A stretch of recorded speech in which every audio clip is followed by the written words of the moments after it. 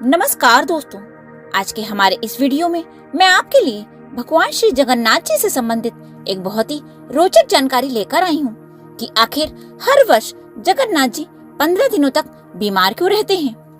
ज्येष्ठ मास की पूर्णिमा से भगवान श्री जगन्नाथ जी रोगी हो जाते हैं। इस दिन से अगले 15 दिनों तक जगन्नाथ भगवान बीमार रहते हैं। 15 दिनों के लिए मंदिर के पट बंद कर दिए जाते हैं और उनकी रसोई भी बंद हो जाती है।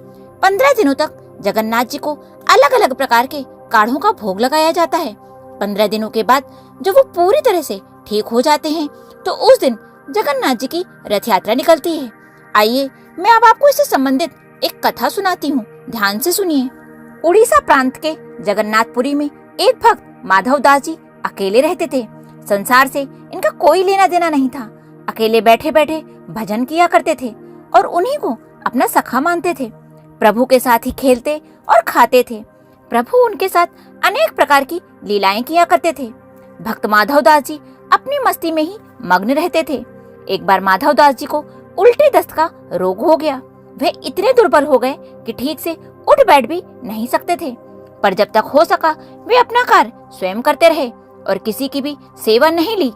अगर कोई कहता भी कि महाराज लाइए मैं कर दूं आपकी सेवा, तो कहते नहीं, मेरे तो केवल एक जगन्नाथ जी ही हैं, वही करेंगे मेरी रक्षा।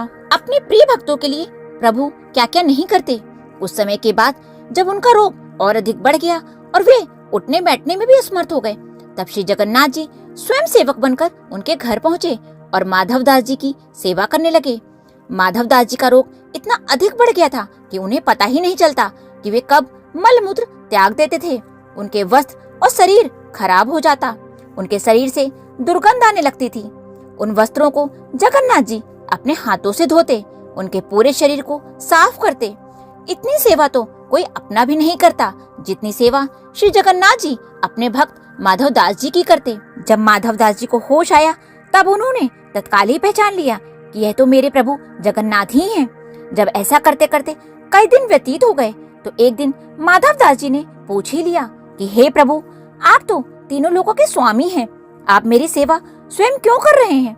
आप चाहते तो मेरा रोग एक क्षण में ही दूर कर सकते थे, परंतु आपने ऐसा ना करके मेरी सेवा क्यों करी? तब प्रभु जगन्नाथ जी बोले, देखो माधव, मुझसे भक्तों का कष्ट सहा नहीं जाता, इसी कारण तुम्हारी सेवा मैंने स्वयं की है। और दूसरी बात यह है कि जिसका जैसा प्रारब्ध होता है उसे वह भोगना ही पड़ता है। अगर व्यक्ति इसको इस जन्म में नहीं भोगता तो उसको भोगने के लिए एक और जन्म लेना पड़ता है। और मैं नहीं चाहता कि मेरे भक्त को फिर से प्रारब्ध के कारण अगला जन्म दुख भोगने के लिए लेना पड़े, इसलिए मैंने स्वयं तुम्हारी सेवा की। लेकिन अगर फिर भी तुम कह रहे हो तो मैं भक्त की बात नहीं टाल सकता। अब तुम्हारे प्रारब्ध में ये 15 दिन का रोग और बचा है जिसे मैं ले लेता हूँ।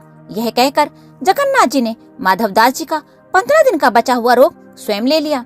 तब से लेकर आज तक हर वर्ष प्रभु भक्तों के कष्टों को लेकर 15 दिनों के लिए बीमार पड़ जाते हैं। 15 दिनों के बाद जब वे ठीक होते हैं तो जगन्नाथ जी की रथ यात्रा निकलती है। दोस्तों, अगर आपको ये जानकारी पसंद आई हो तो नीचे कमेंट बॉक्स में भगवान जगन्नाथ जी की जय अवश्य लिखें